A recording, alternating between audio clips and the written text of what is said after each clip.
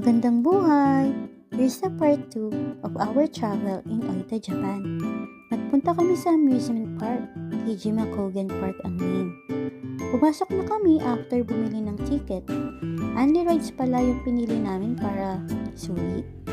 Siyempre, pagpasok namin, rides agad. Ito nga pala ang itsura sa loob. Malaki at marami ding mga rides na masasakyan. Ito yung una naming sinakyan. Pinakamahaba at pinakanakakatakot dito. Jupiter ang name. Ang taas at matagal. Pero carry naman. May hilig din naman ako sa extreme rides. Next ay ito, Poseidon ang name. Hindi kami nabasa kasi covered naman yung boat at masaya rin, hindi naman masyadong mataas.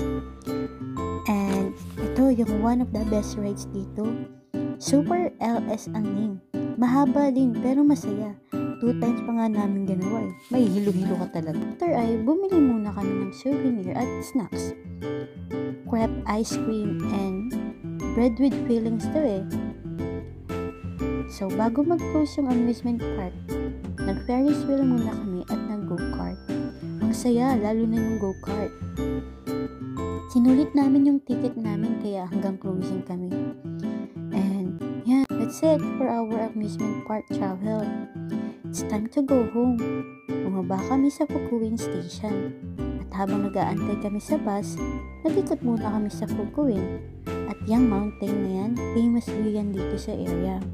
At bago sumakay, nag-stop pala kami nito for remembrance.